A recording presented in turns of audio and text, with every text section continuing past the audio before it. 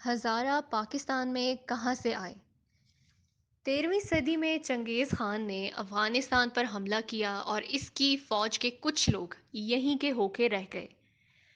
ہزارہ انہی منگول فوجیوں کی اولاد میں سے ہیں، لیکن بدقسمتی سے افغانستان کے پشتون امراء نے ہزارہ آبادی کو کبھی بحیثیت افغان تسلیم نہیں کیا۔ ہزارہ برادری پر پہلا بڑا حملہ جون 2003 میں کیا گیا، جہاں کوئٹہ کے سریاب روڈ پر پولیس کیڈٹ کی گاڑی پر فائرنگ کی گئی اور اس واقعے میں 1 درجن سے زائد جوان شہید اور متعدد زخمی ہوئے۔ اس وقت سے یہ سلسلہ مختصر وقفے کے بعد سے جاری و ساری ہے۔ 70 سے 80 ہزار کے قریب لوگ اپنی جانیں بچا کر پاکستان سے بیرون ملک ہجرت کر چکے ہیں، جمہوری حکومت ہو یا آمریت، لیکن ہزارہ کی عوام کی قسمت کو نہ بدل سکی۔ وہ کل بھی لاشیں لیے احتجاج کرتے تھے اور آج بھی لاشوں کے ساتھ سڑکوں پر بیٹھے اداروں کی بے حسی کا ماتم کر رہے ہیں۔ ہزارہ کے ساتھ مختلف ادوار میں امتیازی سلوک روا جاتا رہا اور ان کی نسل کشی کا آغاز 1880 کے بعد سے شروع ہوا۔ افغان بادشاہ عبد الرحمن نے 1883 سے 1893 کے دوران منظم انداز سے نسل کشی کا حکم دیا۔ اس دوران کہتے ہیں کہ 60% سے زائد ہزارہ کی آبادی کو قتل کیا گیا۔ وہاں سے بڑی تعداد میں لوگ ہجرت کر کے بلوچستان کے دارالحکومت کوئٹہ اور ایران چلے گئے۔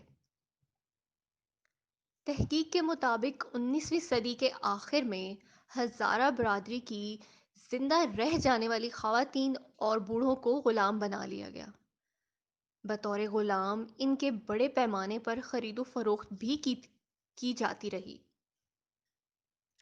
ہزارہ کے سروں پر منڈلانے والی موت مسلسل منڈلاتی رہی اور دور جدید 1990 میں بھی افغان طالبان نے ان پر حملے جاری رکھے۔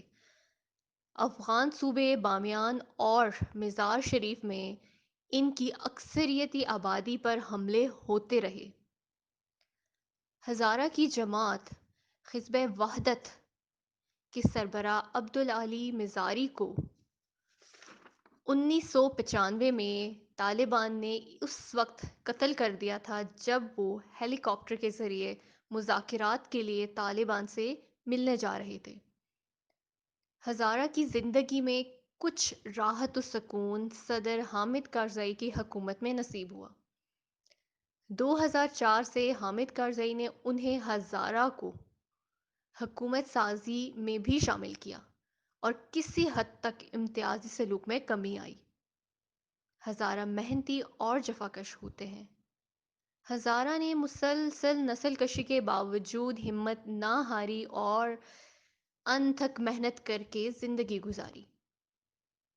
اسی وجہ سے انگریزوں کی نگاہ بھی ان پر پڑی اور دوسری جنگ عظیم کے دوران بلوچستان کی ہزارہ برادری کو فوج میں بھی بھرتی شروع کر دیا۔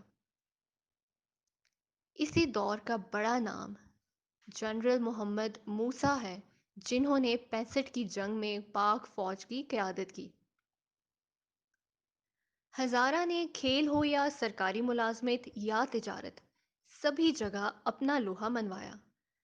ایک وقت یہ آیا کہ کوئٹہ کے شہر کے تعلیمی اداروں، سرکاری ملازمتوں اور پولیس سب جگہ اپنی تعلیمی قابلیت کی وجہ سے دکھائی دیتے رہے۔ کوئٹہ شہر کی تجارت میں بھی ان کا بڑا کردار رہا۔ شاید یہی ادا بعض افراد کو پسند نہ آئی اور ان کی ٹارگٹ کلنگ کا نہ رکنے والا سلسلہ شروع ہو گیا۔